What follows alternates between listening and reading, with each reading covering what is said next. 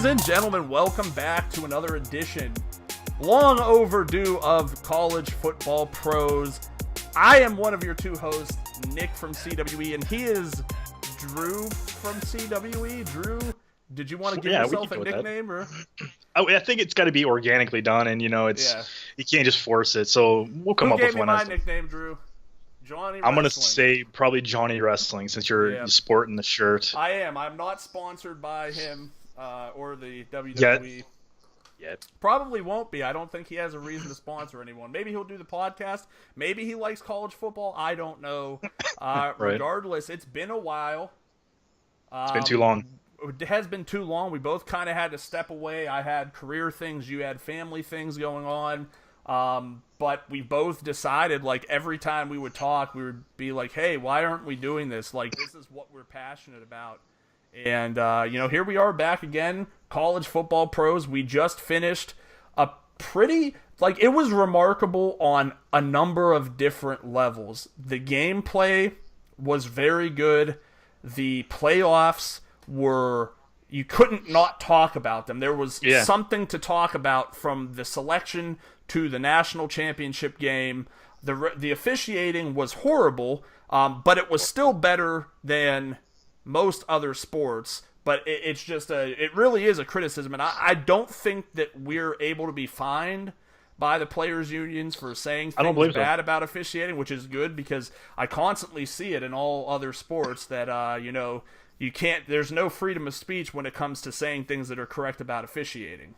But yeah, and you mentioned that we had a lot to talk about. Unless you're on the West Coast, I feel like the West Coast got completely left out once again, and it's to their own fault, because they didn't play the strength of schedule. These other people did, but I didn't see their ratings for the national championship game, because I refused to look at that stuff for the championship game.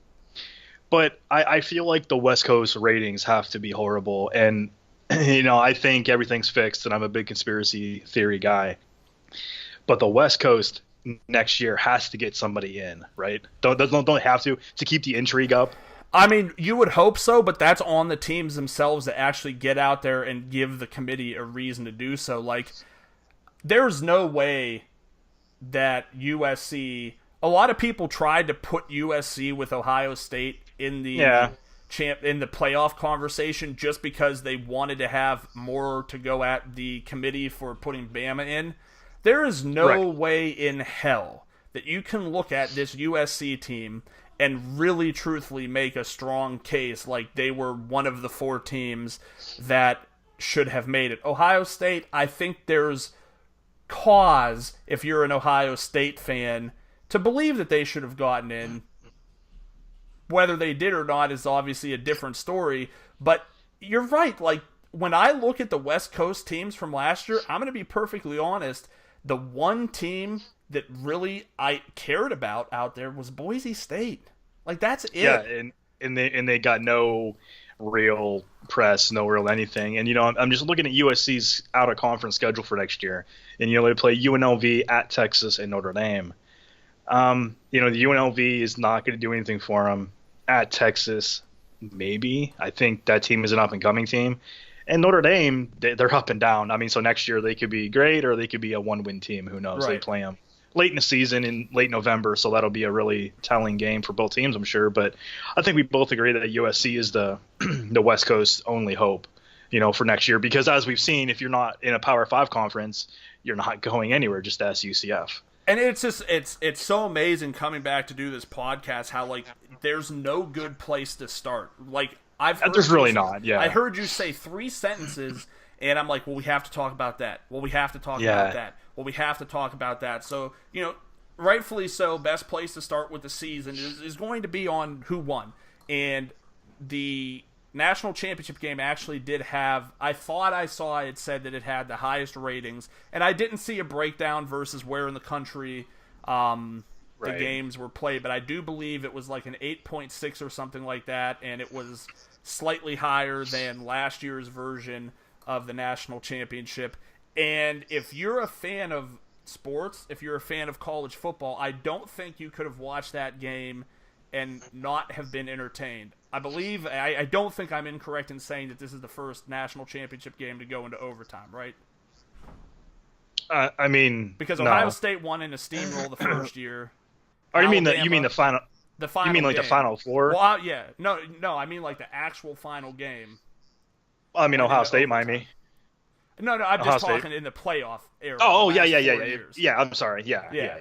So just in that, the gameplay, the storylines that it builds going into 2018. Huge.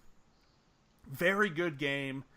Nick Saban is going to eventually, and it's going to be sooner rather than later, and it was almost that game, if he does not take the special team recruiting seriously, it is going to kill them, because another situation where the field goal was missed and Alabama the game shouldn't have even gone to overtime. The game should have been over there. I mean, college kicking in general, It's man. If you horrible. watch during the whole season, I mean, I know they're kids and everything, but man, if I had a son and he was in high school and thinking about being a kicker, man, be a kicker.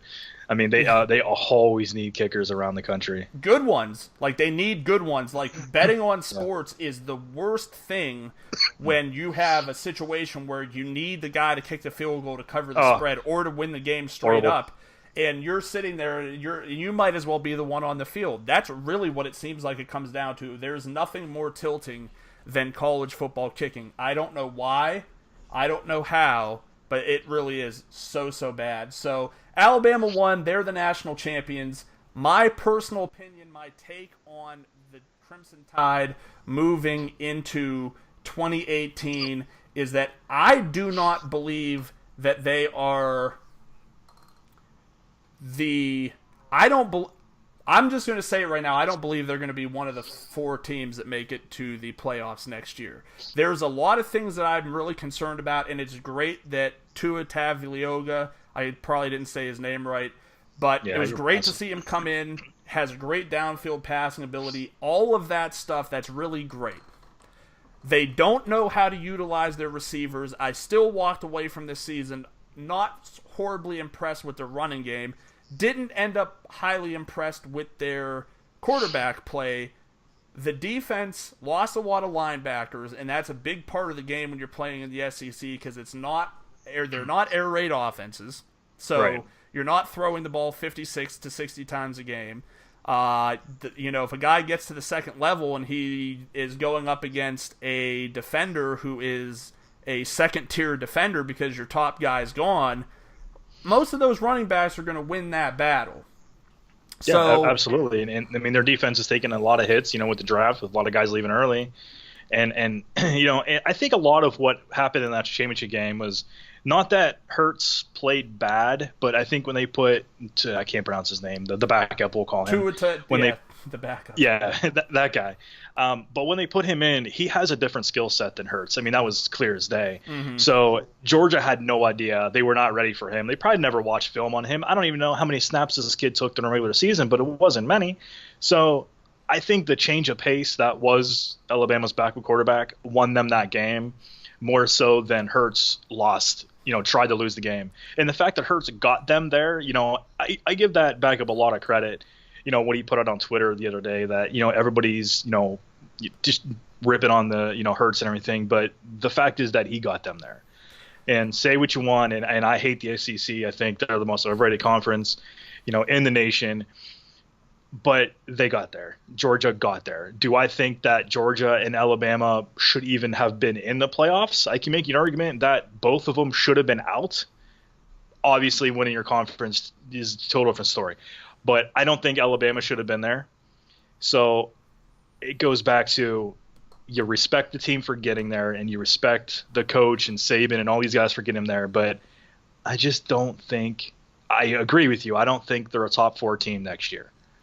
Yeah, and I think the biggest thing for me is that they're losing out in recruiting to depth. Georgia in a big way. Yes. And here's why. And Ohio State has fallen victim to this as well to a certain extent too, is that, okay, these are, I think if you looked at it, it's fair to say that Ohio State and Alabama are the class of college football in 2017, 2016. The playoff era, they've been the teams that you would want to go to. Well, the problem is when you go to these schools, you get hemmed up in the system because they attract the best talent and you might be great in your area and you might get recruited to a school like Ohio State or Alabama, but you go there and you find out you might have to be second or third fiddle. And if you're getting taken into the upper echelon of these Big Ten and SEC programs, your vision is on the NFL after college. Yeah. And the only way you're getting there is by getting on the field a reasonable amount of time to show us what you've got, and it's not really happening right now. And so going into 2018, there's two teams that really stand out to me, and I would be willing to say for like the next 3 to 5 years ahead, Georgia and Clemson are going to be two teams that are going to be really difficult to deal with because both of them have head coaches that are highly respected. Both are very active in the recruiting, and they know what players fit their system well. Dabo Swinney. It's weird because it's spelled Swinney, right? S-W-I-N. Dabo Swinney. Yeah. And why does Georgia's coach evade me? Kirby Smart. Kirby Smart, the Saban disciple. Both of those guys are just great at what they do, put together solid teams. And look, we're talking about the NFL draft coming up. It was initially believed that like 3 of the 11 starters on this Clemson defense were going to go to the NFL. Now it looks like they're going to return to school. And if those guys come back to school for another year with the addition of the number 2 quarterback in the class, it's going to be an interesting school. It's something that definitely will have to be monitored very heavily. I think that it's going to be very tough for Alabama to continue to stay at the level that they're at because of how these other teams are improving around them. And they're not always going to get the benefit of not being in the SEC championship, but still having the best record outside of those teams. You know what I mean? That's not always going to work out for them like that. Yeah, and I would also argue with Georgia that Kirby Smart won with Mark Richt's team. Say what you want about, Oklahoma and Lincoln Riley, he won with Bob Stoops' team. So it just like you said about, Dabo at Clemson, he's a guy that's entrenched himself in the recruiting for many years. So I'm really going to be interested in, you're right about monitoring a team like Georgia and a team like Oklahoma moving forward because of that recruiting base. Georgia loses a ton of talent. They're losing their backup quarterback in Jacob Eason, probably to Washington, maybe to Oregon. I have a lot of different rumors out there, but he probably will transfer. They said like a 90% chance he's going to transfer. So we all understand that Jake Fromm had an amazing first season. Let's see what he does next year. So I think Georgia is the team to watch heading into this offseason and heading into next year. Not for the fact that they don't have talent, because they have a ton of talent, but they're losing their top 2 running backs. They're losing a ton of guys on defense. And who knows, with a lot of underrated things might happen in the offseason with maybe losing assistant coaches, recruiting directors, stuff of that nature. So I'm really, really going to follow Georgia this offseason and see what they do, and especially on the recruiting chill. We could talk down the road about recruiting in the early signing period, which I personally love. That these kids can now, the early enrollees, they could come in and they could be signed and they could get in the system. I love the early recruiting, the early signing period. But Georgia moving forward, the old saying with Miami was they don't rebuild, they reload. And I think that's what Alabama's been doing the past couple seasons. And I agree with you that they're no longer just going to get in based on the name alone. Right. I think this year, the backlash that they received, they being the playoff committee, they received that you're going to have to look not only at the team name, but what they did on the field. And if you go by what they did on the field, Alabama did not deserve to be in the Final Four. Everybody's going to come at me and saying, well, they won the championship. I get it, and they did. And you can't argue what they did on the field at the Final Four. But I would argue that they should never have been in that position. But because, in my opinion, it's fixed, and they wanted an all-SEC championship game, and now the ratings back it up. So I understand that I'm fighting a losing battle when it comes to the SEC. I get that. But I still think top to bottom, they're the most overrated conference in the nation. So I think that's a great next place to go, because I totally agreed with Alabama going in there. The situation you had with Alabama is, yes, their schedule does not look great. And is that their fault? Yes. I mean, that's not their fault. Hold on, let me move my mic away from my head. How do you not say it's their fault? They went out there and played hold on. the worst non-conference schedule in the nation. Everybody says Mercer. Okay, great. Yeah. Mercer is on their schedule. They didn't lose to Mercer. Just so we're clear, they beat Mercer. So Ohio the State College Football Committee said that you just they played D1 teams. D1 team. But that's not a good D1 team. I don't care. So you're saying a difference. No, it doesn't. It absolutely does make a difference. Absolutely it does certainly not. Does. So you're telling me you could go play a bottom level Division 1 AA team and that's okay? I mean, Mercer wasn't a bad team this year, were they? Didn't they have a better record than UNLV? Better record? They didn't make the playoffs? Neither did UNLV. They're in D1. Neither did UCF, but they're undefeated. But that's a little bit of a different story. They were definitely. How is it different? Do we really want to go there? We can go there after this. Here's all I have to say. Yeah. You have Alabama, who had the largest point differential in the country. Playing Mercer and playing a local. They're a local high school team from Alabama. That's fine. Okay, that's go great. on. They still did that. They didn't go on the road and lose. Not just lose. If Ohio State had lost that game by 3 points, we have a conversation. Ohio State got obliterated. Over and done. When Ohio State lost that game, for anybody to logically think that this team deserved to go to the college football playoffs, I can't imagine what the thought process is. Is it because they won the Big Ten? Because if we remember correctly, the year before when your beloved Ohio State Buckeyes got in and Penn State didn't, being the Big Ten champions, that wasn't a problem then. It is now because it's Ohio State. So no, it's not because they won their championship. They won their championship the year before. Alabama didn't even get into the championship game. Neither did Ohio State that year. You see what I'm saying? Like, it's okay for the system to work for your advantage as long as it works for your advantage. But if it's not the team I like, then it's a big problem. No, absolutely not. Absolutely not. Because that argument makes no sense. They didn't even play in their conference championship. Neither did Ohio State the year before. And they got into the playoffs and got stomped, 31-0. Alabama didn't play in their playoffs, in their championship game, beat Clemson, beat Georgia, and won the national championship. So if you're looking at a right-wrong situation, committee probably made the right decision this year with Alabama. I mean, of course you're going to say that because they won the championship. Of course you're going to say that. Because you want to put the best teams in. And the team that won was the last team that got in. The team, Ohio State, who got in number 4 without a conference championship last year, they basically didn't even show up to play as the score shows. So what I'm saying here is the committee has basically shown 2 consistent years in a row.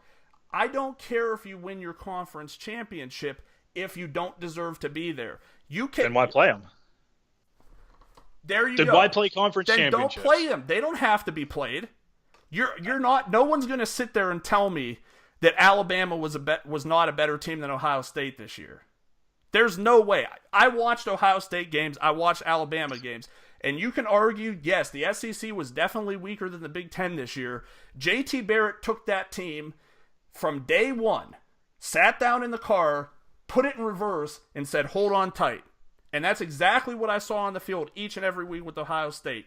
If they had gone in and they had repeated Ohio State still probably had a chance, because you cite the SEC bias and Alabama and all that. Ohio State can bring in just as much money, if not more, than those SEC teams. If Ohio State goes in to the Big Ten championship game and they win 59-0 on that Sunday morning before the NFL games kick off, you see Ohio State as the 4 seed. Because momentum is everything that matters in college football, and that would have given them the momentum. It's a recency bias. People look at Ohio State, their loss, which did occur before Alabama's loss, but it was so bad. That's such a bad loss. They didn't look like they had any facet of the game together. Now let me ask you this question. If you go back to the beginning of the year, if Ohio State beats Oklahoma, we probably don't have this conversation, right? Because they're a one-loss team. You're going to put a one-loss conference champion in the playoffs over a one-loss non-conference championship. All I'm saying is these things matter. That's why USC was not part of the equation. Right. And everybody this is why wants the committee, the committee is a hypocritical laughingstock, and I've said this numerous times, because they said when they started this Final Four, games matter. The out-of-conference matters. Go play the tougher teams. That's why a lot of these conferences went to, they're playing more conference games because they want to see that strength of schedule come up. So you're saying now that UCF, okay, I'm about to go in like 7 different directions here. So not only do out-of-conference games mean nothing. So if I'm Ohio State, if I'm Miami, if I'm Oklahoma, if I'm Alabama, I'm playing Youngstown State, I'm playing Southern Illinois, I'm playing Northwest Directional School Tech at every out-of-conference game because it means nothing. If you win your games, no matter who you play your local high school team. That's fine. And that's wrong because it's not why the Final Four was created. The Final Four was created to get the best 4 teams in the nation. And we can argue, and I think we both agree, that they should expand to at least 8 teams. So, I think we both agree to that. I'm sorry that my body is completely seized up and cramped on me, which is why I'm squiggling over here. So, like, a lot of different things to say about that. When year 1 of the college football playoff system happened, I felt that it was not the right thing to do to put Ohio State in over TCU or Baylor. And I was right there. And I said... But they stated that the reason they didn't get in was because of out-of-conference schedule. Right. Oh, and that's it. Okay. Yeah, they didn't play in a conference championship. And then but you have to look at this in a few different perspectives. Okay, number 1, Alabama right now is not going to schools and saying, hey, will you play us in 2018? Did you know that? Neither is Ohio State. Because these schedules are made... These schedules are made years in advance. Like, you already know, for the most part, in 2019 and 2020, what teams are going to be playing. So, with the exception of Mercer... Up to 2027. With the exception of Mercer, you're looking at a situation where... Who did Alabama play this year? Colorado State? Was that one of the non-conference? Yeah, 2017. This year's out-of-conference? Yeah. It was Florida State, who was ranked number 3. Fresno State. Who played for the Mountain West Championship. I give them Fresno State. That's fine. I got no problem with them. I got no problem with Colorado State. Colorado State. So here's where my mentality goes. When this schedule was made, Florida State, they're Florida State, so yes, that's a quality team regardless. Fresno State, I don't think they were a good football team when the schedule was made. So you're telling me it's okay for them to be on the schedule this year because they did well this year, but when the games were actually set, they probably weren't a good football team. Colorado State, conversely, was a good team when those games got set. So all I'm saying is to have a little bit of perspective. Yes, the Mercer thing looks horrible, but Ohio State and all other big conferences were guilty of doing the same thing. Absolutely were not. You're dead wrong. You're dead wrong there because Ohio State played Oklahoma, Army, UNLV. This coming season, they're playing Oregon State, TCU, and Tulane. Play I asked D1 you to schools. Take perspective, and you wouldn't even let me finish my statement because you're saying that 5 years ago that Youngstown State played Ohio State. What did you just say? 5 years ago. But that's the schedules are set so far in advance that the College Football Committee said we want to see tougher competition outside of your conference. So the Ohio States of the world, the Miami's of the world. Because you didn't let me finish my statement. I was saying that 5 years ago Ohio State was in the same boat. 4 years ago they were in the same boat. 3 years ago they were in the same boat. It wasn't until 2 years ago we were running this podcast when the Big Ten came out and said we will no longer be playing anything but D1 teams. The reason Alabama plays Mercer, everybody can think that it's because they want to get an easy victory, but it all comes down to money. That's really what it all comes down to. YSU was getting a substantial amount of money for taking on that Ohio State team. That helps the schools. It helps them improve what they're trying to do at the schools. So that's the larger portion of what Alabama's doing. If the national football... So they're helping the little guys? I mean, that's what it's all about money. On Mercer? It's not on Nick Saban. This isn't the Nick Saban decision. These guys Wow, hold up. This is Stop, not the Nick Saban decision. Stop. You're telling me Nick Saban has no input on the schedule? I'm willing to believe, that the athletic directors You're care a dead little wrong. bit more about what No, the money hell says. no. Nick Saban has more power at Alabama than anybody in that school. AD, Well, I mean, president. that's cute to believe. I don't believe that at all. Wow. I think that Okay. that's, All right, we can agree to believe Urban disagree. Meyer has the same type of... Yes. Ohio State absolutely, dude. Absolutely. I really don't agree with No that. decision gets made at these big time schools, and I'm talking the big time schools, the big boys. Your top 2% of echelon, of the teams in Division We're I going to get football. Jim Tressel on this podcast, and we're going to ask him. Hey, he's running if for that senator, happens. so Yeah, good for He him. might. He'll be great at that. he'll carry Columbus. Yeah. So this is why you're going to love the podcast, is because this is what you're going to get. We're not going to hold back on each other just because we're doing a podcast together. Like, Wow. the point of the story I was getting at is you cannot say that the playoffs need expanding for the simple reason that there's always going to be teams, management, and fan bases that feel like their team should have got in. Why is 8 a better number? Because I think you have a bigger discrepancy between 8 and 9 than you do 4 and 5. But it's Auburn, UCF, Wisconsin, USC all had legitimate arguments to be in the top 6. Say, expand it to 6. Give your first 2 teams a bye and move it to 6. I'd be happy with that. But I don't understand why you can't make it 8. So therefore, you have all 5 power conference champions get in. Therefore, the championship games become meaningful, and we both agree that needs to happen. So then you have 3, or even if you go to 6, then you have 1 at-large team. But if you go to 8, you have 3 at-large teams, and your UCFs get a chance because your non-power 5 teams have no chance. No, I don't 0. disagree with you on that. I don't necessarily believe that UCF shouldn't have been in this year. I will say that the logic that gets thrown around on the internet, I can't believe some of these people made it through high school. UCF, just because they beat Auburn, that beat Georgia and Alabama, does not mean that UCF was going to beat either of those teams. Like, I hope we can agree and understand. If Ohio State played Iowa 10 more times, they would have won at least 9 of those games. Yeah. They lost the one. That's the one that mattered.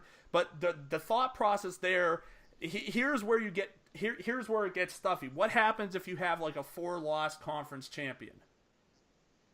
What happens then? But I'm just saying, you've committed to the fact that this team has to be in the playoffs. So are you going to tell? Last year, would you tell Ohio State you didn't belong because of the fact? Theoretically, obviously Ohio State still would have got in because they would have been one of the other 3 at-large bids. But it just creates this thing where it's like baseball. You could have a team, or football, you could have a team that's 9-7 sitting at home while a 7-9 team goes to the playoffs. Why? That doesn't even make any sense. But if I win my division, even if I'm a horrible football team, I still get to play.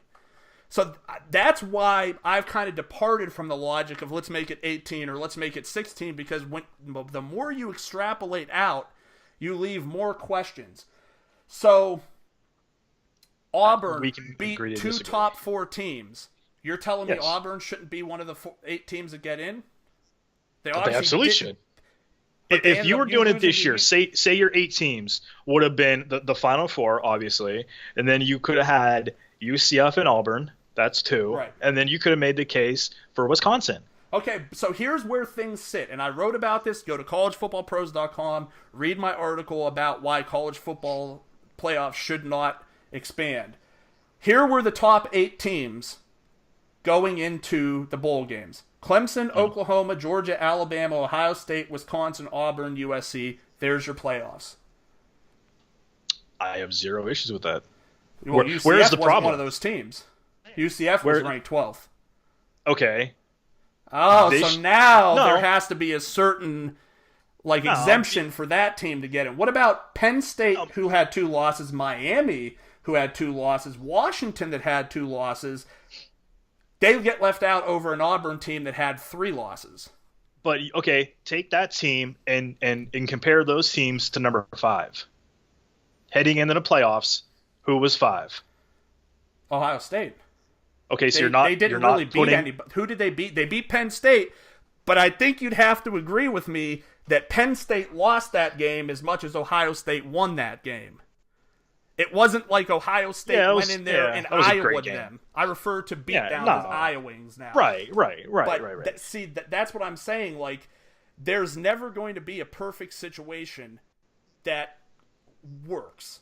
Everybody's going to feel like their team got left off. And the perfect point is, going into this, UCF is ranked 12th. They're undefeated, and they're not even a top 10 team, let alone a top 8 team. But yet we're going to run the playoffs. But no, we have to make an exemption so that all our Power 5 champs get in. Look, at the end of the day, Drew, I'm not stupid. I have an accounting degree. I have a master's degree. I've been able to start my own companies and run them somewhat successfully. I do not need a ranking to tell me that a 12-0 UCF team should be ranked higher than 12th. The ranking system is where the problem's at. That should not be something that's discussed. Does the committee really need to tell you that if Alabama was playing Wisconsin and it's the 4 and 6 teams meeting, that it's going to be a good game? If you took the 4 and the 6 out of the equation and saw that it was an 11-1 team against a 12-1 team, would you have to think twice about that being a good game? No, absolutely not. So the rankings are actually what jacks everything up. When you rank something, you're basing things for 2018 off of how 2017 ended. How in the hell can you do that? So much in college, in pro football, maybe. You have 32 teams, careers are 7 to 12 years. You have college football, there's 128 teams. Yeah. Half a team leaves a year at least. Some teams, I was just looking at, one team is losing 10 offensive starters and 11 defensive starters. How do you say that team next year is a top 10 team? I'm not saying that's the equation, but I'm saying is the rankings complicate things. If you just have teams and you say, okay, Alabama, Auburn finishes the year 10-2, Alabama finishes 11-1, and other team, Georgia, finishes 11-1. Let's just put it all down because of this is what I'm saying. The rankings make it a difficult thing. You have 3, 4, and 7. The 7 team beat both the 3 and the 4 team, but the 7 team can't get in. There's just no perfect situation. This is it goes back to preseason rankings are a joke. I mean, rankings should not be released until at least week 6. Couldn't agree more. When you get your out of conference games out of the way, you start playing some conference games, every single week. Preseason, and this is why you have teams such as UCF. I don't know, I don't have it in front of me where they're ranked preseason, but I'm sure it wasn't. I'll tell you right now because I'm there. UCF coming into the season was ranked. UCF was not even amongst a team that got a vote. See, and that's a problem because if you watch that team, say the first 6 weeks, you could say that team, well, no, they're probably not a top 10 team through 6 weeks. They're a top 15 team. So if you then take that and then you move throughout the season, and as everybody loses above them, they should have got ranked higher. And if you take the committee now, they have to start getting new blood in there. They have to start getting younger committee members. I don't know how to say this without sounding really bad, but our generation needs to have a bigger voice. I'm not saying that the Barry Alvarezes of the world, they don't need to be gone, but man, that old mentality, that old school mentality does kind of need to start going away. It's true, but we're both the same age group, and we both have vastly differing opinions on how things should be. I would love to see an expanded playoff, but what's the cost? Is the cost a week of the regular season? Is it the cost of bowl games, or do they keep the bowl games the same and we get a bunch of 5 and 7 teams that end up going into them? No, you keep you keep the bowl system the way it is, and you have just like the Final Four is, the Rose, Cotton, Fiesta, the rotation. You keep the rotation, but and there's going to be extra games. I understand that. So you take a semifinal game this year, and then you make it a quarterfinal game next year. So the rotation stays the same. So you would have the Rose Bowl played this week, and then you have the Fiesta Bowl played next week. Right, but my question to you, in that format, are we talking about losing bowl games? So USC, if they went from the beginning... Yeah. Can we agree that there's entirely too many bowl games? I mean, we love college football. No, we love college football, but man, if you look at some of those, there was like 4 people at these games. No, there are definitely some games that... That's what I'm saying. Like, continue to see low turnout. Yeah, and I mean, you look at the Bahamas Bowl. I mean, right, if you read some of the stories about guys were getting to that game for free, they would give the guy a beer to let him get into the stadium and stuff. Right. Like the New Mexico Bowl, I watched that game and I just commented on the amount of people that aren't there. I mean, it's really embarrassing to see some of these bowls because these teams are out there busting their butt and these kids care. The Middle Tennessee and Arkansas State game. We both love mid-majors. That was a very exciting game. And there was like 4 people in the crowd. Mm-hmm. But the kids cared about it. So, yeah, while I think that the bowls are good for the community, they do a ton of charity work during the bowl week, but there's too many. It waters it down so much. See, I like them, and don't get me wrong. Yeah, I love football. I love watching them, but man, I totally get where you're coming from. I think the overwhelming point that I'm trying to get across is the reason why I say that the college football situation shouldn't expand is not because I think 4 teams is right. It's because I think every solution is wrong. I just don't think that there's a max. There's not a solution. Should we go to 64? No. We shouldn't go. Can you imagine that? Can you imagine if the teams just said, "Here's what's going to happen based off of how you finished last year. We're just going to play. Every team plays, and in order to play another game that year, you have to move on." Or what if they did it like that? Like, dude, that would be that way, fun. No team gets left off, and teams you couldn't plan on who you played for week 2. Yeah. You couldn't plan ahead your schedule or anything like that. But every team would have a chance. Well, not every team needs a chance. You have every week counts. If you don't make the best of it, the committee has shown over the last 2 years especially, but really it's been 4 years, because there has not been a playoffs thus far where number 5 didn't say, "Hey, wait a minute," and even number 6 in some years. So it's really interesting. Moving forward, it's going to continue to be a bane. It's going to be a thorn in the side to a lot of people.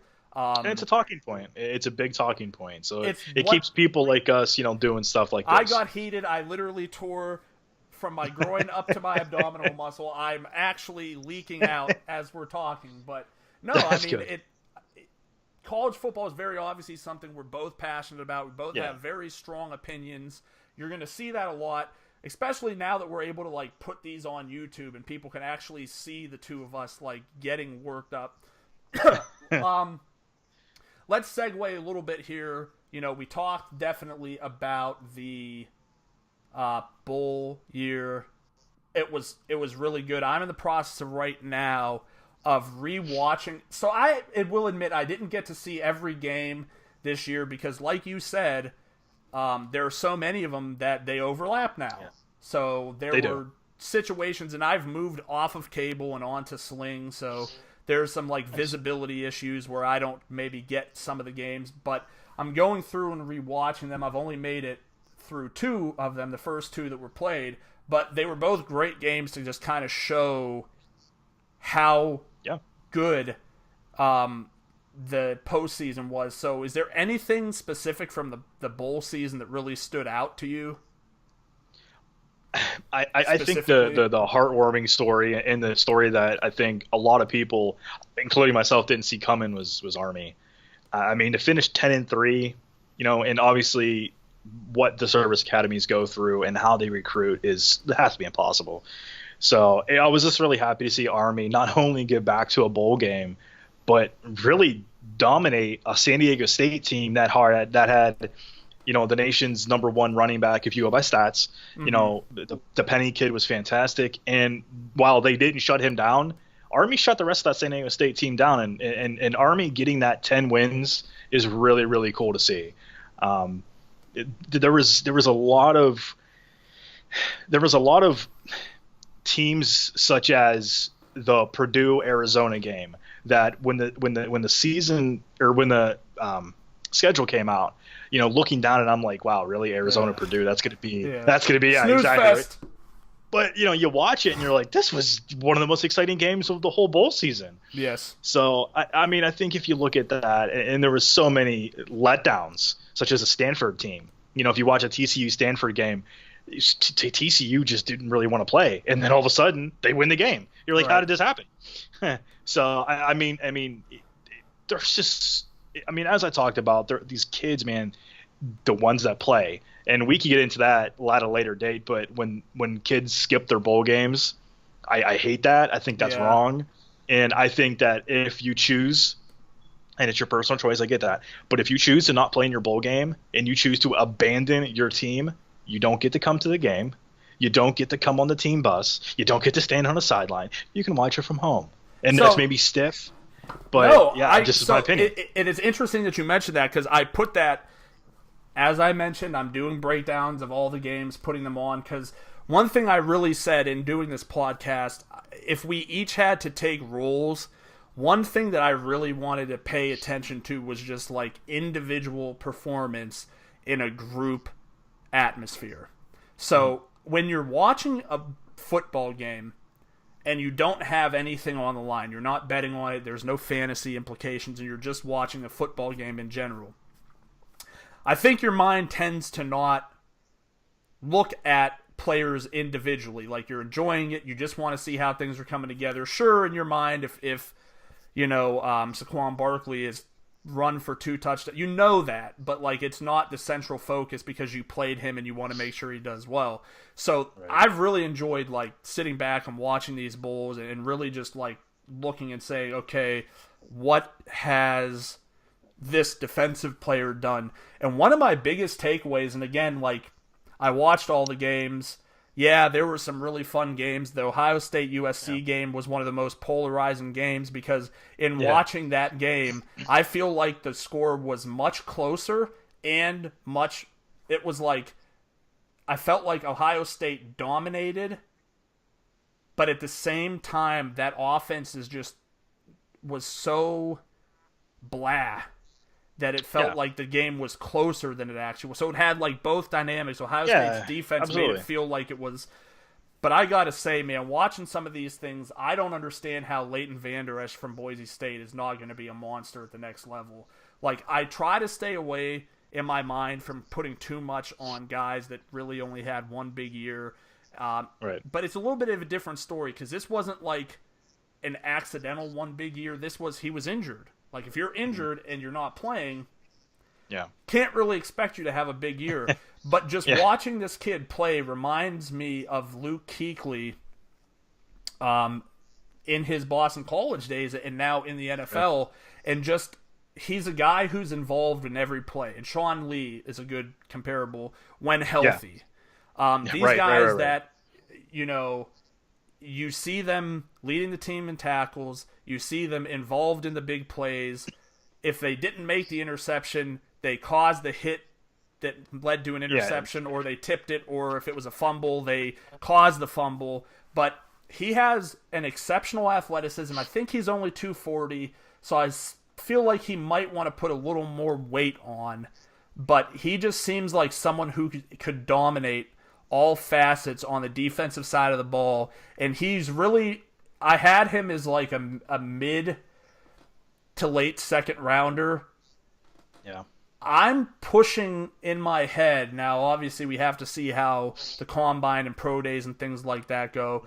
He's a guy I think that you could see going to a smart coach, specifically in this situation, talking about Bill Belichick. I could see him being a guy that Belichick goes after because he sees how he's able to do all these different things. The Patriots defense just hasn't been good.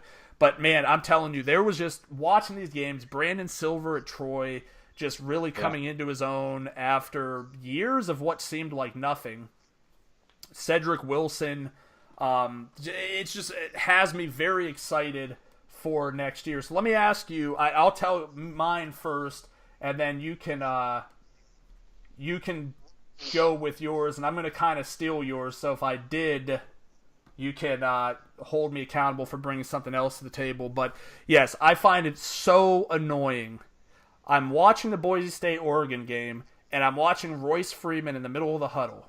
And he's talking to these guys, and he is acting as a leader.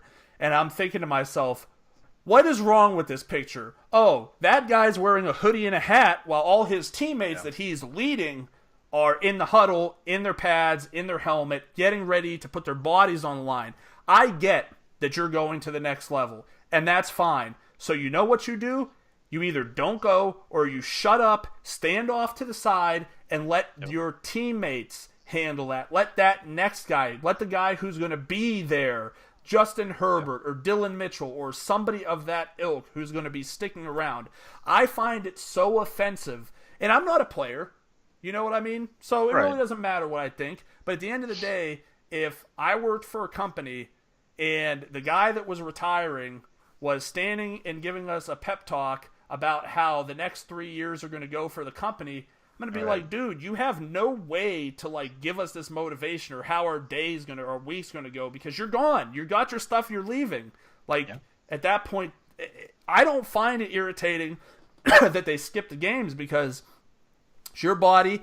You're getting ready to sign at least $1 million deal, because, you know, over the course of your contract, unless you do something stupid, that's what you'll get. And if you're very good, you'll get way more than that. So I get it. It's the right play. If I was in your position, I would do the same thing. I just can't see myself being in that position where I'm going to still try to make myself the center of attention when I don't have the team colors on my back, being willing and ready to go into battle with my brothers. Yeah, no, I mean, I couldn't agree more, and it's an absolute joke. I mean, it's a perfect example, you know, but Oregon, you know, and these guys, you know, well, I only have a certain shelf life, you know, and all this stuff, but you know what?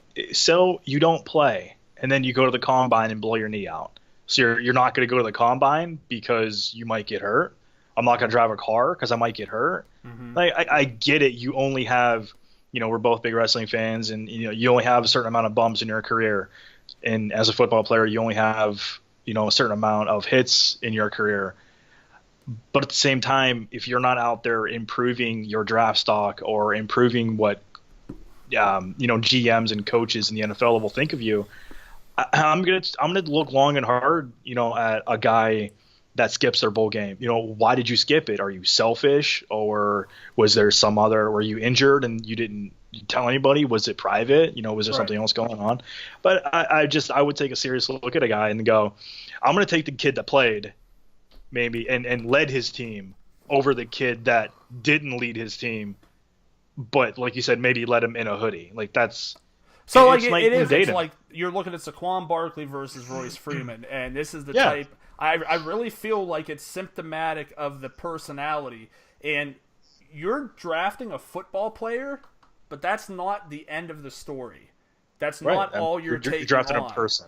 And that's what's going to happen with Baker Mayfield, I feel like, in this draft process. I talked to my dad, big college football fan, big Alabama fan, but he talked to me and he tells me about how much he likes Baker Mayfield and how he is so good. And if you look at the numbers on Baker Mayfield, there's no question about it. He's the best quarterback in the country this year.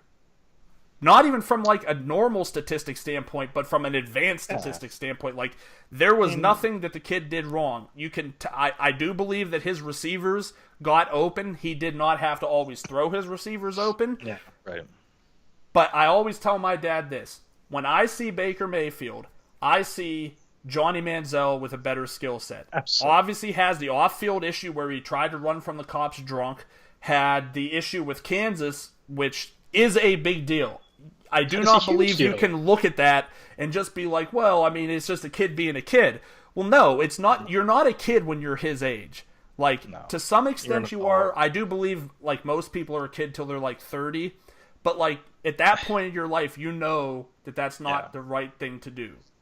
and he did it. You're not a child. I mean, you're a grown adult, and he has so many off the field issues, and so many locker room issues. Man, you're right. He's Johnny Manziel, and maybe him and Manziel could go play in Vince McMahon's new football league. You know, the revamped XFL, or go play in Canada. He's about to hit the contract with the Hamilton Tiger Cats, who. More power Interesting story, which is not really much of a story, but that's actually where my wife's brothers live, is in Hamilton, Canada. So if we go to a game, you can go watch Manziel. Go watch the former Browns draft pick. There you go. So what do you think was the low point of the season, of the bowl season, rather? I mean, personally, for me, it was Miami, getting absolutely throttled and smoked by Wisconsin. It was a 10-point loss, but Miami should have lost that game by probably 30. It was an embarrassment, and I've said it all year, and I'll say it here, that, Miami has a major quarterback problem in Malik Rozier. How many games during the season did the receivers have to make superhuman plays, or did the running backs have to keep them in the game because Malik Rozier literally tried to throw the game away? So I think next year they have a redshirt freshman. They redshirted this year in Cozy Perry. I think he should be the guy, and I think Mark Richt redshirted him knowing that. There's a couple true freshmen coming in, fantastic, but I could break down Miami all day. However, I think for me that was the low part of the bowl season, just because I'm sitting in my basement, and I literally at halftime I looked at my wife and my 3-year-old daughter, and I said, "Okay, do you want to play Candyland?" Like it was brutal. Well, I'm sure you're probably feeling good too, because up until almost the last week of the season, this team's looking like it's going to be in the national championship talk. Yeah, honestly, yeah. It was an on-paper thing, and that's what I'm talking about. You knew that watching them, you were like, if they make it, it's going to go badly. It's not going to end well. Yeah, it's like, I don't want to be in the Final Four because it's not going to go well. We're going to get mauled. Yeah. What are some of your thoughts? Look, it's January. Heading it's into not next even season. The middle of January yet. We still have some big names. Myles Gaskin really hasn't said what he's going to do. Yeah. I believe all the main quarterbacks are already committed. I think you've seen most of the wide receivers commit.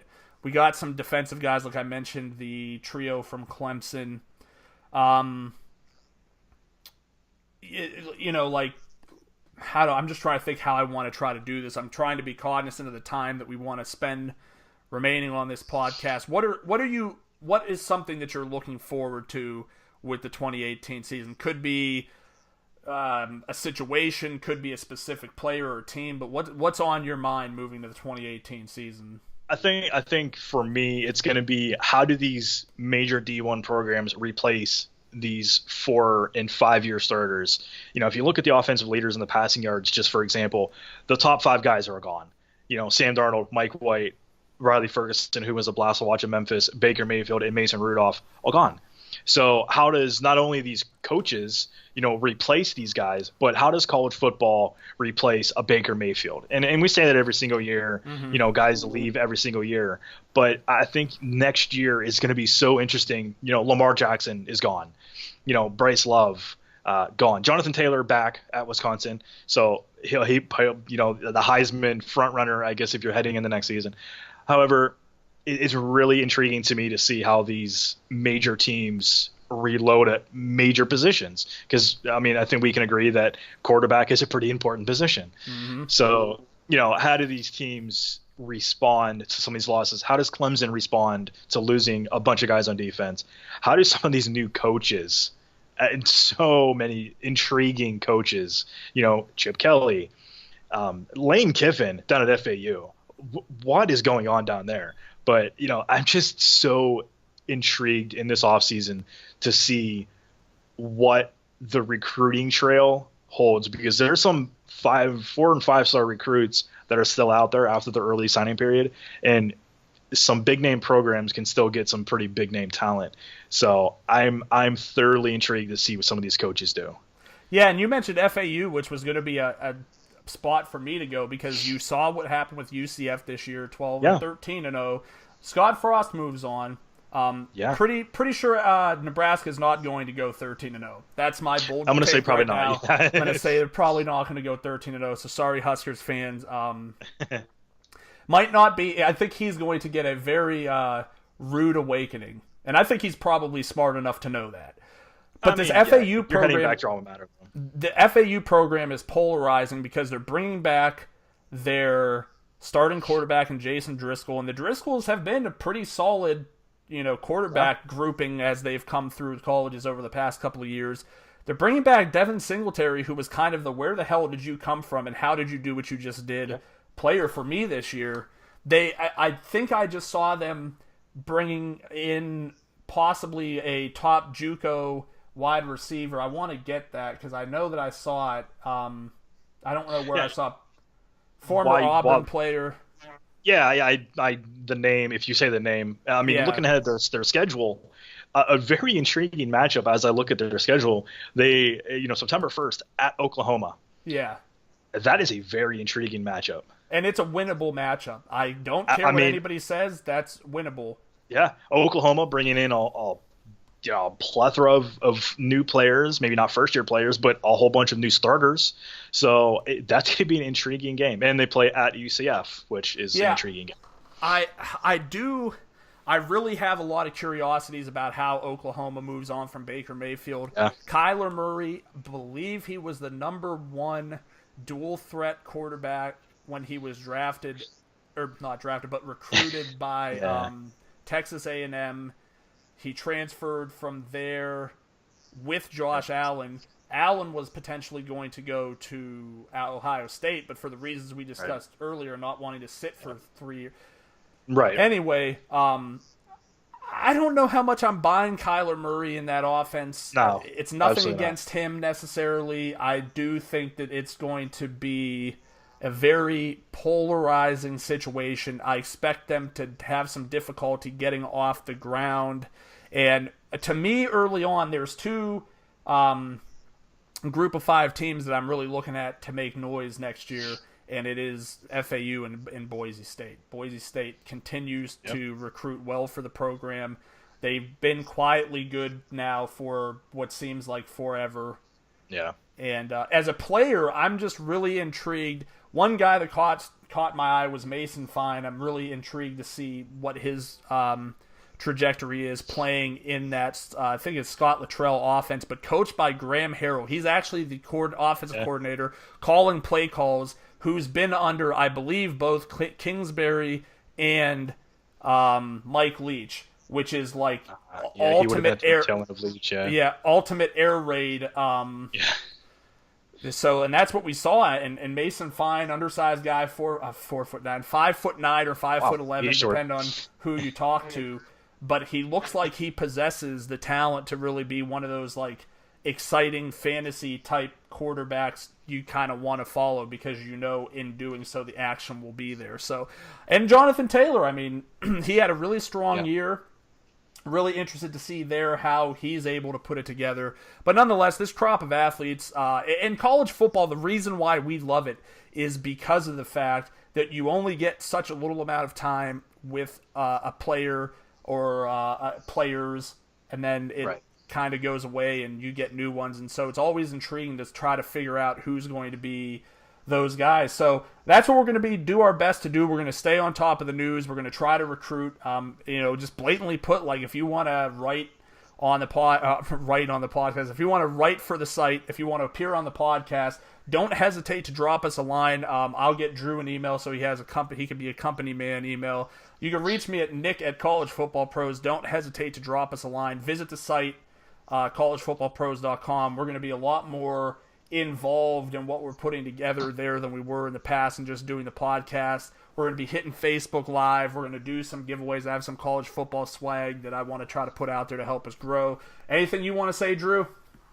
I'm just really excited to get back into the groove and get back on the bike. So, I mean, guys, honestly, we love talking college football. So anything you could hit us up on Facebook, go to the site, shoot us an email, Twitter, whatever social media you guys have, hit us up because we may get intense here, but man, we're two likable guys, right? I mean, hey.